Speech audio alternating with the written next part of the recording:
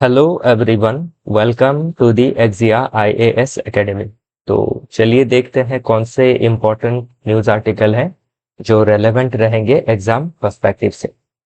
तो इसमें मैं आपको हर आर्टिकल का समरी बताऊंगा, चीज़ों को इन ब्रीफ समझाने की कोशिश करूंगा, क्योंकि मैं ये मान के चल रहा हूं कि आपने अपना फाउंडेशन जो है उसको कंप्लीट किया है। पॉलिटी हो, हिस्ट्री हो, ज्योग्राफी हो, आपका इकोनॉमिक्स हो, एथिक्स हो। ओके, तो इन सभी जो मोटे मोटे सब्जेक्ट हैं, जीएस पेपर 1 2 3 अप टू 4 तक, इसको आपको कवर रखना होगा, तभी चीजें आपको अच्छी समझ में आएंगी। अगर आप नहीं भी कवर किए हैं तो आप उसको पैरेलली कवर कीजिएगा। ओके, और हमारा जो एनालिसिस है इसको भी कंटिन्यू रखिए, ये भी आपको समझ में आने लगेंगी। पहले थोड़ा कम समझ में आ सकता है, बट ग्रेजुअली समझ में आएगा। हमारा जो भी एनालिसिस है ये बेस्ड है आपका यूपीएससी सीएससी का जो ऑफिशियल सिलेबस है उसके हिसाब से। सेकेंडली, जो आपके यूपीएससी हो फिर या फिर स्टेट पीसीएस के जो पास्ट ईयर के क्वेश्चन पेपर है उसके लिहाज से चीजें हम आपके समक्ष प्रस्तुत कर रहे हैं। तो इसमें हर आर्टिकल का समरी के साथ मैं प्री और मेंस में कौन से क्वेश्चन बन सकते हैं या फिर किस तरीके से क्वेश्चन फ्रेम हो सकते हैं उसका एक आभास आपको देने की कोशिश करूंगा। ओके, और ये हमारा जो खुद का एक्सपीरियंस है प्री का, मेंस का, इंटरव्यू का, उसके लिहाज से मैं चीजें आपको बताऊंगा। ओके, बाकी कोई हमारे क्लासरूम से जुड़ना चाहता है, चीज़ों को फाउंडेशनल लेवल से सीखना चाहता है फ्रॉम 0 to 100, तो उनके लिए फाउंडेशनल कोर्स बेस्ट होगा। ओके, तो आप इसमें एनरोल कर सकते हैं। जो फी है वो भी काफ़ी अफोर्डेबल है, और जो क्लासेस कराई जाएंगी वो भी एक्सपर्ट फैकल्टी के द्वारा कराई जाएंगी, और हर आपका पेपर का कॉम्प्रिहेंसिव स्टडी मटेरियल दिया जाएगा जिसको फ्रेम किया गया है एज पर सिलेबस। ओके, इसी के साथ regular test, one on one mentoring के तहत आपको पर्सनलाइज गाइडेंस भी दिया जाएगा। इन हाउस लाइब्रेरी का भी फैसिलिटी है स्पेशली फॉर ऑफलाइन स्टूडेंट, तो आप इसमें भी एनरोल कर सकते हैं। बाकी चीजों को डिटेल में जानने के लिए आप कांटेक्ट कर सकते हैं हमारे कांटेक्ट नंबर 6002417488 नंबर पे। तो चलिए देखते हैं आज का पहला आर्टिकल। तो आज का जो पहला आर्टिकल है ये काफी इंपॉर्टेंट है from pre and mains perspective. तो ध्यान रखिएगा, ये जो आर्टिकल है ये बात कर रहा है कि क्यों इंडिया आपका ग्लोबल हब नहीं है फॉर साइंस। ओके, अगर इसको हम ऐसे पढ़े तो India not a magnet for global science, says Ramakrishnan. तो नोबेल लॉरिएट रह चुके हैं रामाकृष्णन जी। तो उन्होंने डायग्नोसिस किया है इंडिया के जो साइंस है उसमें, और उन्होंने कुछ कारण दर्शाया है जिसके वजह से क्या है, इंडिया में जो आपका साइंस एंड टेक्नोलॉजी का जो आपका माहौल है या फिर रिसर्च एंड डेवलपमेंट का माहौल है, वो अगर हम ग्लोबल लेवल पे जो आपके डेवलप नेशन है उनके कंपैरिजन में देखें तो काफी पीछे है। लाइक आपके यूरोपियन नेशन में अगर हम देखें, फ्रांस हो, इंग्लैंड हो। ओके, अगर नॉर्थ अमेरिकन देशों में देखें तो अमेरिका हो, कनाडा हो। फिर अगर हम एशिया में देखें तो जापान है, साउथ कोरिया है, फिर चाइना है। तो इसके मुकाबले हम क्यों पीछे हैं, ऐसी क्या हमारे देश में जो है लेक्यूनस रही है। तो ये क्वेश्चन मेंस में बन सकता है कि रिसर्च साइंस एंड टेक्नोलॉजी के फील्ड में इंडिया बहुत कुछ अचीव कर रहा है फिर भी बहुत पीछे है ग्लोबल लेवल पे, तो उसके लिए हम क्या कर सकते हैं, तो वैसा क्वेश्चन बन सकता है। तो पहले तो आपको फॉल्ट दिखाना है। तो नंबर 1 आप देख सकते हैं कि हमारा जो एजुकेशन सिस्टम है वो काफी रोट लर्निंग के ऊपर बेस्ड है। ओके, इनोवेटिव आइडियाज के ऊपर, रिसर्च एंड डेवलपमेंट के ऊपर बात नहीं करता है, प्रॉब्लम सॉल्विंग के ऊपर बात नहीं करता है। तो इसीलिए क्या होता है, स्कूल लेवल से लेके हम अगर यूनिवर्सिटी लेवल तक देखें तो रोट लर्निंग पे ज्यादा ध्यान दी जाती है। ओके, चीजों का जो आपका जो मूल सार होता है उसको समझना या फिर उसके ऊपर नई खोज करना, इन सभी चीजों में बहुत ही कम ध्यान दिया जाता है। एक्सेप्ट आपके जो बड़े इंस्टीट्यूशन है, लाइक आपके दिल्ली यूनिवर्सिटी हो या फिर जेएनयू हो या फिर टेक्निकल यूनिवर्सिटी में आपके आईआईटी हो, एनआईटी हो। ओके, इन चंद इंस्टीट्यूट के बाहर अगर देखें तो रिसर्च एंड डेवलपमेंट का जो माहौल है वो काफी वीक है। ओके, तो ये एक वजह हो गया। 2 नंबर वजह जो है, जो गवर्नमेंट का फंडिंग है, ओके, आरएनडी में, रिसर्च एंड डेवलपमेंट में, इन साइंटिफिक फील्ड, वो कितना है बजट का जो जीडीपी का अगर आप देखें परसेंटेज वाइज तो 0.64% है, जबकि आपके बाकी जो डेवलप नेशन है लाइक चाइना है, साउथ कोरिया है, जापान है, इनके 2% से भी ज्यादा है। इजराइल जैसे देशों के 2 से 4% तक है। तो उस रिसर्च जो फंडिंग है वो बहुत कम है। ओके, 3 नंबर जो मेंटालिटी है, एक जुगाड़ू मेंटालिटी की हर चीज में हम क्या करें, आपके किसी तरीके से किसी चीज को मतलब फिक्स कर सके तो काफी है। मतलब रिसर्च एंड डेवलपमेंट में ध्यान कम दिया जाता है बिकॉज ऑफ जुगाड़ू मेंटालिटी। तो ये आप चंद पॉइंट है जो लिख सकते हैं कि क्या कमी है। ओके, फिर इसको ठीक कैसे किया जा सकता है, आर&डी में जो स्पेंडिंग है उसको बढ़ा के गवर्नमेंट ने फिर क्या किया है, न्यू एजुकेशन पॉलिसी ली है जिसमें आपके innovative thinking, critical thinking, problem solving strategy, इन सभी चीजों में ध्यान दिया गया है। और आपके क्या है, स्कूल लेवल से ही आपके इनोवेटिव चीजों को प्रमोट किया जाना है। तो अभी 2020 में न्यू एजुकेशन पॉलिसी को लिया गया है, तो इसमें थोड़ा समय लगेगा। ओके,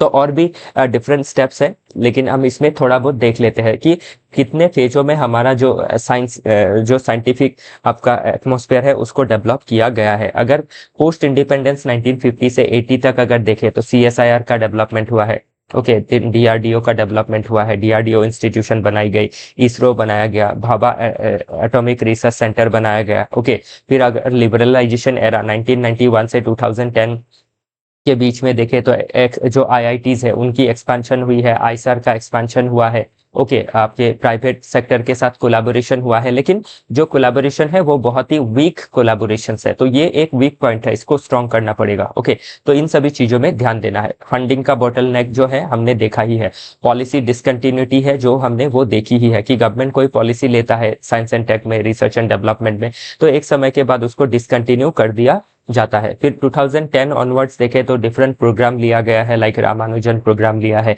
इंस्पायर प्रोग्राम लिया है, स्टार्स प्रोग्राम लिया है। ओके, फिर आपका NSTIP प्रोग्राम है जिसका फुल फॉर्म है national science technology innovation policy of 2020। Okay, फिर नेशनल रिसर्च फंड को आपका एस्टेब्लिश किया गया है, creation of national research fund, but yet to be operationalize fully. तो ये आपके देखिए स्टेप्स जो लिए गए हैं उसके अंदर भी क्या है, ड्रॉबैक्स है। तो उन ड्रॉबैक्स को भी हमें सजेशन में लिखना होगा मेंस में कि इन इन चीजों को ठीक करना जरूरी है। तो इसमें आप देख सकते हैं कि आपका जो फेज वाइज कैसे डेवलपमेंट हुआ है।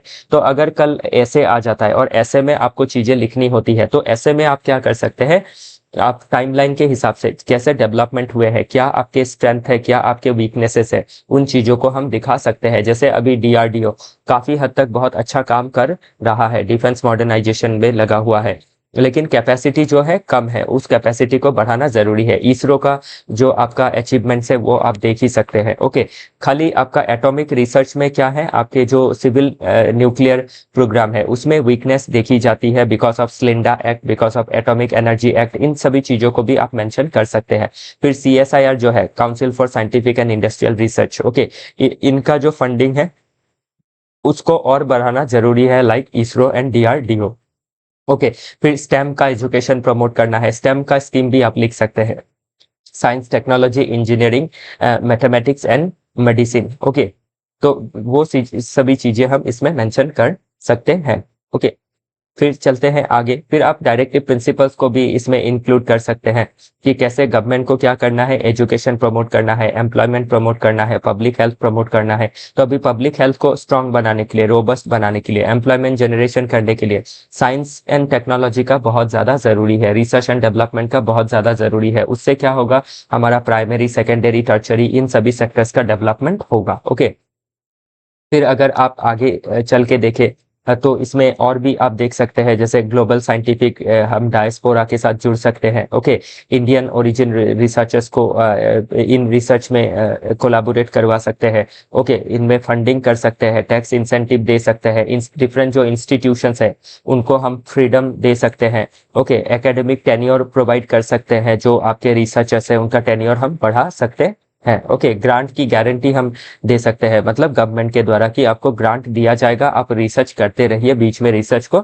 नहीं रोकनी है। तभी हम क्या कर सकते हैं, बेटर इंडस्ट्रियलाइजेशन, बेटर मैन्युफैक्चरिंग कर सकते हैं, बेटर क्वालिटी परफेक्ट प्रोडक्ट को बना सकते हैं फॉर इंटरनेशनल मार्केट, जिससे एम्प्लॉयमेंट भी बढ़ेगा देश में, आपका प्रोडक्शन भी बढ़ेगा। ओके, देश का जो पॉपुलेशन है उनका health, education, okay, standard of living, ये सभी चीजें हम बढ़ा पाएंगे। तो इन सभी चीजों को हमें ध्यान देना जरूरी है। ओके, ध्यान रखिएगा, बाकी चीजें आप पढ़ेंगे तो आपको समझ में आएंगी।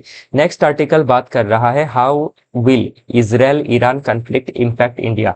तो अभी आप देख रहे हैं कि इजराइल और ईरान के बीच में बहुत पुराना समय से कॉन्फ्लिक्ट चल रहा है, लेकिन हाल ही में जब ईरान ने अपना न्यूक्लियर वेपन डेवलप कर रहा है और लगभग 90% तक ये डेवलपमेंट कंप्लीट हो चुका है, रेस्ट 10% जो है वो जल्द ही हो जाएगा।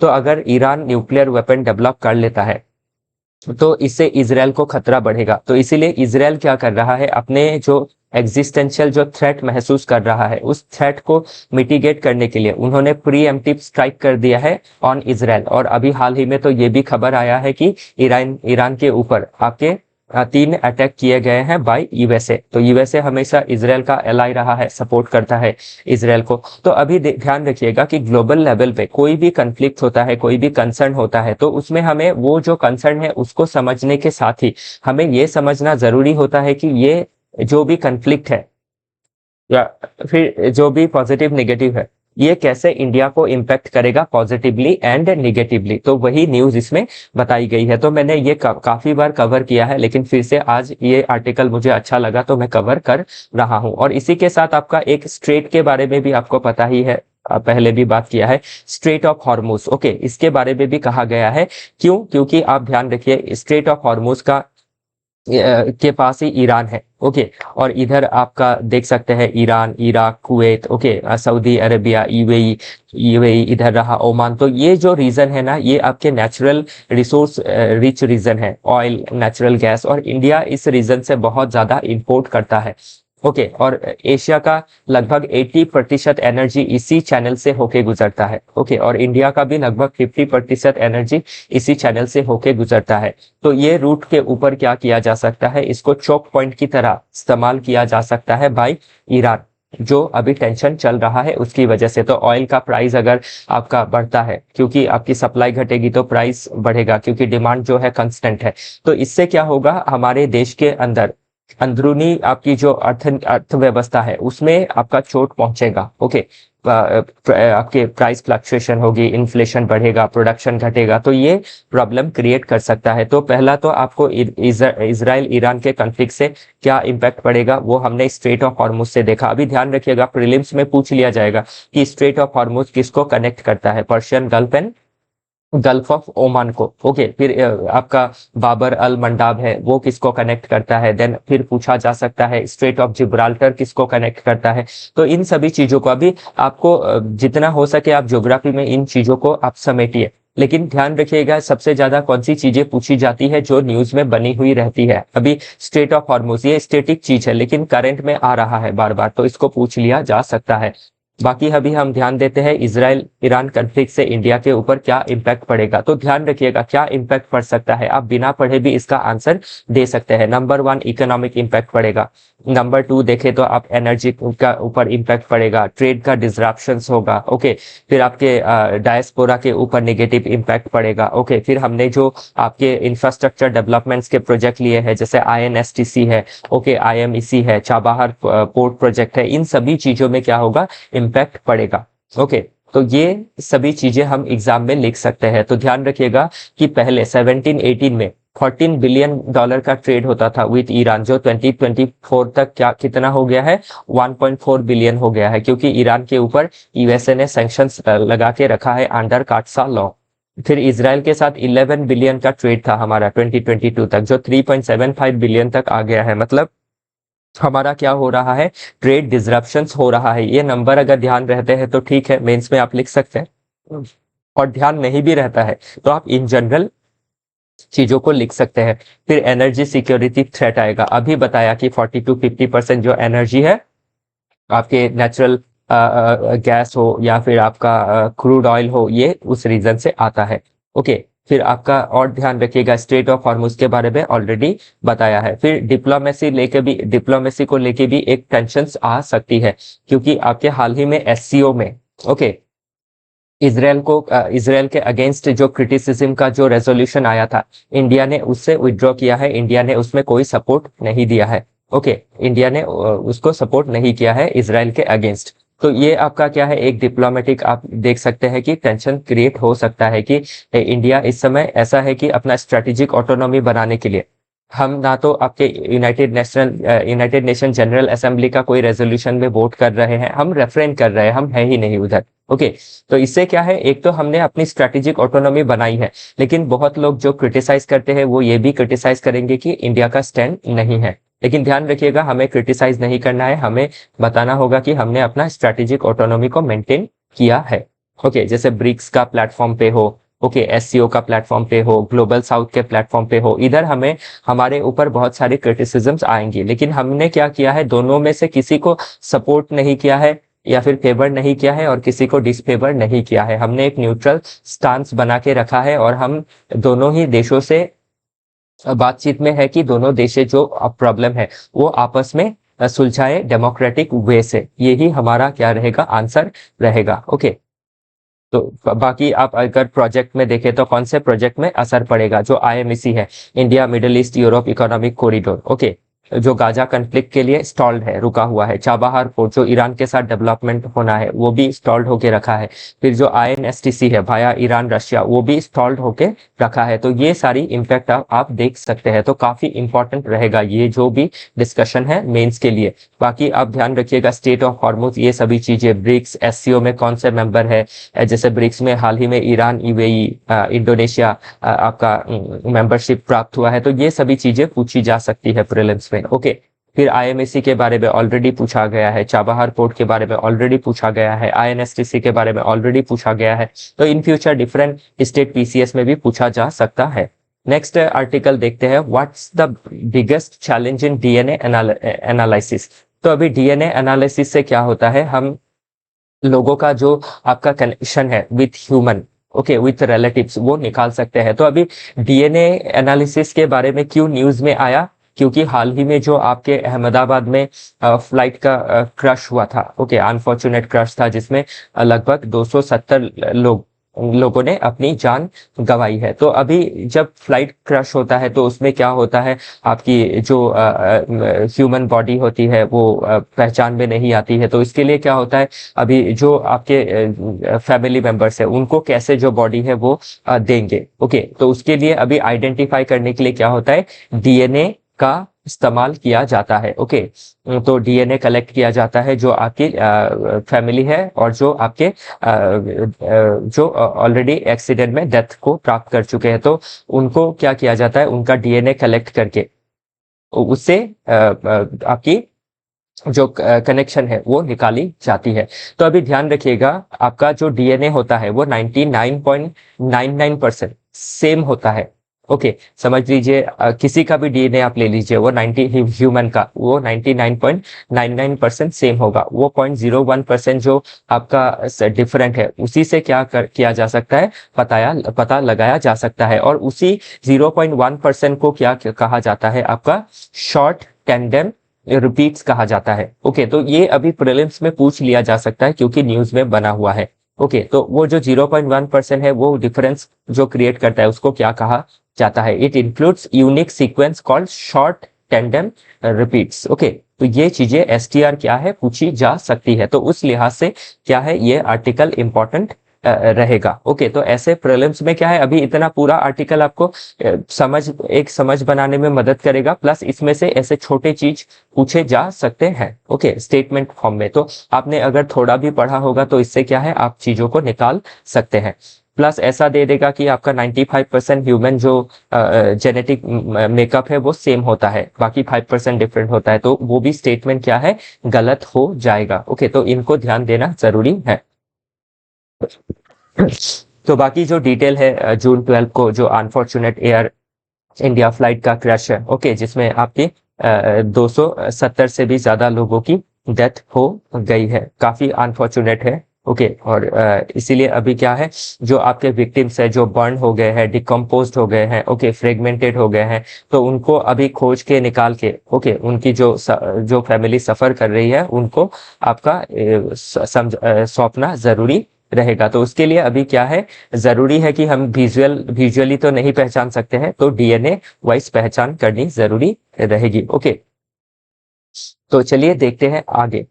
Next, how DNA identification work step by step. तो कैसे आपका स्टेप बाय स्टेप किया जाता है, सैंपल कलेक्शन किया जाता है, फिर उसको प्रिजर्व करके रखा जाता है, फिर डीएनए को एक्सट्रैक्शन किया जाता है एंड एम्प्लीफिकेशन होता है उसका। ओके, तो उसी तरीके से क्या होता है, लास्ट में प्रोफाइल को मैचिंग किया जाता है। ओके, बाकी थोड़े बहुत चीजें आपको समझ में नहीं भी आती है तो इट्स ओके, क्योंकि आपको एमबीबीएस का एग्जाम नहीं देना है। ओके, तो इसीलिए क्या है, आपको चीजें सिंपल तरीके से जितनी समझ में आए उतना ही ठीक है। ओके, चलिए देखते हैं इशू में क्या हो सकता है। आपका डिग्रेडेशन हो सकता है, डिग्रेडेशन हो सकता है, जो कलेक्शन है, सैंपल कलेक्शन है due to heat. Okay, microbes या फिर टाइम की वजह से कंटामिनेशन हो सकता है।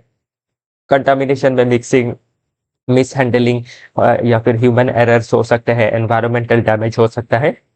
तो इसके चैलेंजेस है, तो थोड़ा बहुत ये सभी क्या, इसके कैसे किया जाता है, इसमें क्या प्रॉब्लम रहती है। ओके, फिर इससे क्या सहूलियत हमें मिलती है, तो ये सभी चीजें थोड़ा थोड़ा देख के रखना जरूरी है, ताकि मेंस में भी कभी अगर क्वेश्चन बने तो हम एटलीस्ट उसमें 150 वर्ड के अंदर क्वेश्चंस को लिख सके। ओके, तो ध्यान रखिएगा।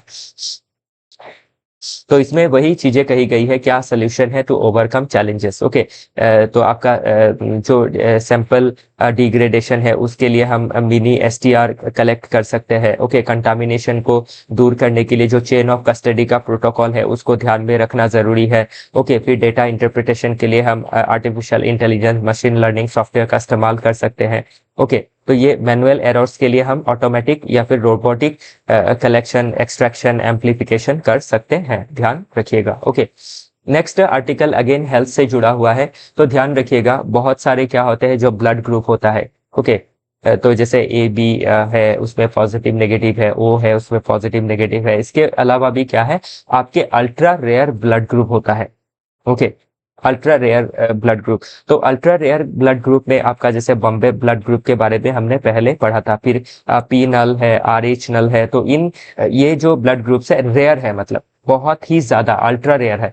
तो जब कोई पेशेंट दिक्कत में आता है अल्ट्रा रेयर ब्लड ग्रुप के साथ, तो उसको जब ब्लड का जरूरत होता है तो ब्लड मिलना मुश्किल हो जाता है। तो इसीलिए गवर्नमेंट ने क्या किया है, India set to integrate rare blood donor registry with e Rakt Kosh. तो जो ई रक्त कोष है उसके साथ क्या किया जाएगा, आपका रेयर ब्लड ग्रुप को इंटीग्रेट किया जाएगा। अभी ध्यान रखिएगा, इससे क्या है, हेल्थ में आपकी जब हेल्थ क्राइसिस आएगा रेयर ब्लड ग्रुप के कोई इंसान के अंदर, तो इजीली ब्लड को लिया जा सकेगा। तो अभी इसमें ध्यान क्या रखना जरूरी है, प्रीलिम्स में पूछा जा सकता है, आर्टिकल कितना बड़ा है। ओके, इससे पढ़ेंगे तो एक आइडिया आपको जनरेट हो जाएगा। हम इसीलिए न्यूज कटिंग को क्लियर क्लियर देते हैं ताकि आप पढ़ सके इसको। ओके, बाकी प्रीलिम्स के लिहाज से ई रक्त कोष क्या है, ई रक्त कोष क्या है, ई रक्त कोष रेफर्स टू, ऐसा करके 4 स्टेटमेंट बन सकता है, तो उससे आपको सही स्टेटमेंट निकालना जरूरी रहेगा। ओके, और बॉम्बे जो ब्लड ग्रुप है, ओके, आर एच नल है, पी नल है, ये रेयर ब्लड ग्रुप है, तो इनके बारे में भी कभी स्टेटमेंट बन सकता है। ओके, तो ये सभी चीजें आपको देखनी जरूरी रहेंगी फ्रॉम प्री पर्सपेक्टिव। ओके, बाकी मेंस के पर्सपेक्टिव से थोड़ा ये जरूरी रहता है कि इसमें जो भी टेम्पलेट्स है उसको थोड़ा बहुत पढ़ लेते हैं तो ठीक रहेगा। ओके, जैसे कोई इंस्टीट्यूशन के बारे में आपने देख लिया, फॉर एग्जांपल इसमें आपका आईसीएमआर के बारे में मेंशन किया हुआ है, तो कोई हेल्थ का क्वेश्चन हुआ तो उसमें आप आईसीएमआर का बारे में जिक्र करेंगे तो अच्छा होगा। Okay, Indian council of medical research, तो मेडिकल सेक्टर में रिसर्च कौन करती है, आईसीएमआर करता है। ओके, जैसे डीआरडीओ डिफेंस के सेक्टर में करता है, इसरो आपके स्पेस के सेक्टर में करता है, भाभा एटॉमिक रिसर्च सेंटर आपके एटॉमिक एनर्जी के सेक्टर में करता है। तो उसी तरीके से इन सभी चीजों को ध्यान में रखना जरूरी है ताकि हम मेंस में ये चीजें लिख सके। नेक्स्ट आर्टिकल बात कर रहा है किस तरीके से जो आपके इंडिया के जो आपके कांडला पोर्ट में, ओके, इसमें कहीं मेंशन होगा, ये रहा। ओके, इंडियन जो कस्टम्स अथॉरिटीज है उन्होंने कांडला पोर्ट गुजरात में क्या किया है, चाइना ओरिजिन मर्चेंट वेसल में से, ओके, जिसका नाम है डा चुई यून, उससे आपका पाकिस्तान जो जा रहा था, ये जो वेसल है डा चुई यून, तो ये पाकिस्तान जा रहा था। तो इसमें ऐसे कुछ आपके डुअल यूज टेक्नोलॉजी को कैरी करते हुए पाया गया है जो सिविलियन पर्पस के लिए as well as military applications के लिए भी इस्तेमाल किया जा सकता है। ओके, तो अभी ध्यान रखिएगा कि जो आपकी ये जो ड्यूअल यूज टेक्नोलॉजी है ये फाउंड किया गया है कि ये बैलिस्टिक मिसाइल प्रोग्राम में ये टेक्नोलॉजी यूज किया जा सकता है, जो उसमें पाया गया है, ओके, वेसल में।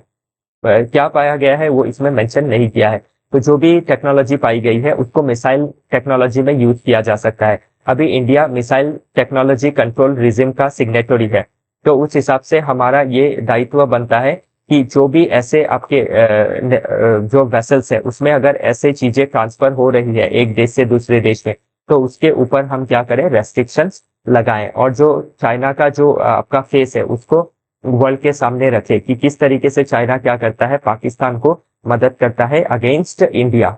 ओके, जो पाकिस्तान खुद क्या करता है, टेरर का सपोर्ट लेता है, प्रॉक्सी अटैक करता है, एसिमेट्रिकल वारफेयर छड़ता है with a peaceful country like India. तो उस अभी इस आर्टिकल से क्या है, थोड़ा बहुत आपको इन सभी चीजों का आइडिया मिल जाएगा ताकि कहीं आप मेंस में चीजों को जिक्र कर सके।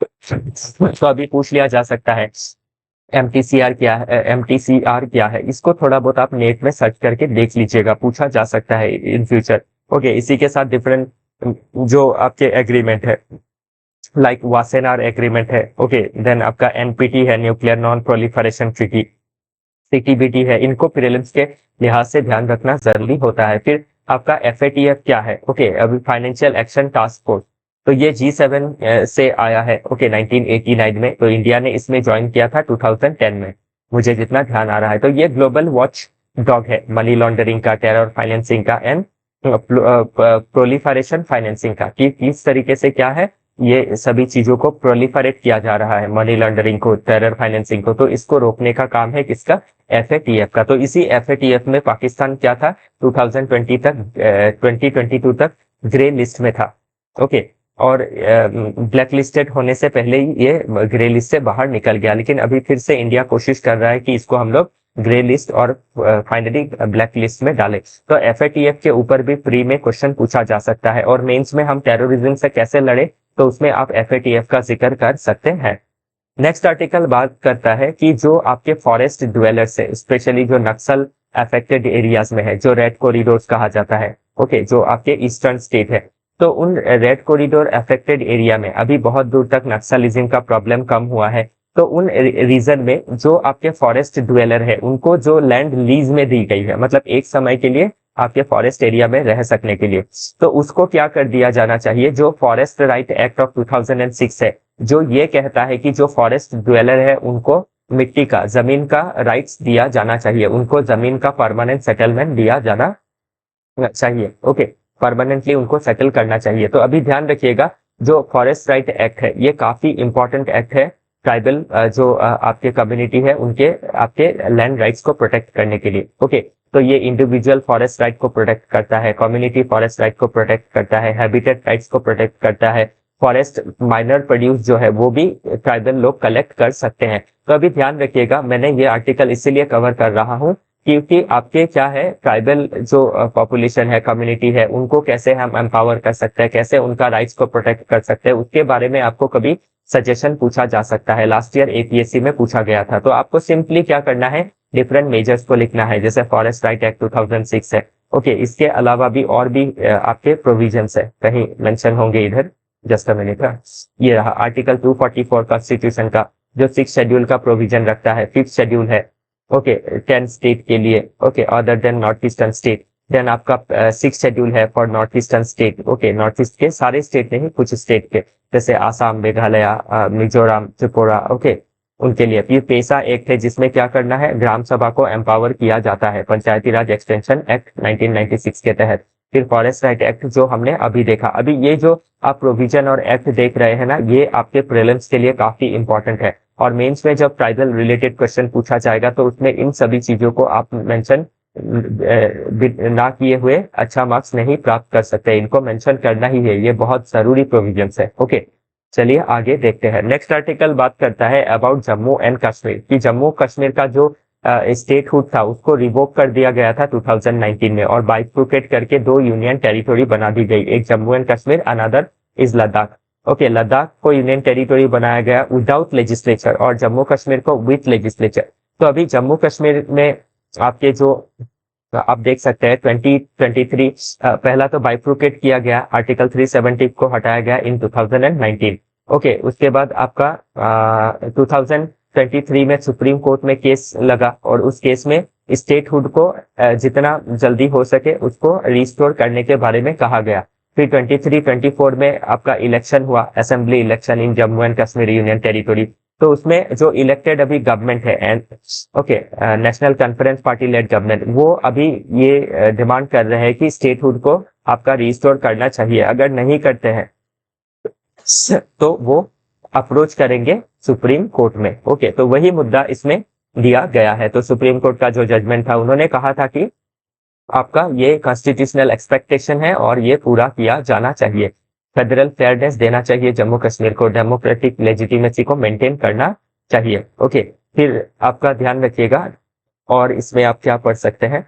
ओके, तो इन सभी चीजों को देखना जरूरी है क्योंकि क्वेश्चन बनता है आपके फेडरलिज्म के ऊपर कि क्वासी फेडरलिज्म क्या है। ओके, इंडिया का फेडरलिज्म कितना दूर सक्सेसफुल है, क्या हम फुल फेडरल है? No, we are quasi federal. Okay, मतलब फेडरल जैसा है, पूरा फेडरल नहीं है। तो ये सभी चीजें पूछी जाती है। कोऑपरेटिव फेडरलिज्म क्या है? ओके, जब सेंटर स्टेट सब मिलके काम करते हैं तो वो कोऑपरेटिव फेडरलिज्म हो गया।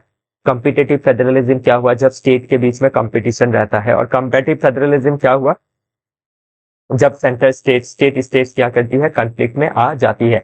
तो ये काफी इंपॉर्टेंट पार्ट है, इसको पूछा ही जाता है मेंस में, प्रीलिम्स में। ओके, क्योंकि ये न्यूज में एनी टाइम बना हुआ रहता है और जो चीज न्यूज में बना हुआ है उसको आप काफी बारीकी से पढ़ना आपको जरूरी रहेगा। इसी के साथ आज का जो डिस्कशन है वो समाप्त होता है। कल फिर मिलेंगे डिफरेंट आर्टिकल के साथ। आई होप आपको चीजें समझ में आई और कुछ चीजों में डाउट है, कुछ आप जानना चाहते हैं तो आप हमें कांटेक्ट कर सकते हैं और कमेंट भी कर सकते हैं यूट्यूब के कमेंट सेक्शन में। ओके, आज के लिए इतना ही। Thank you.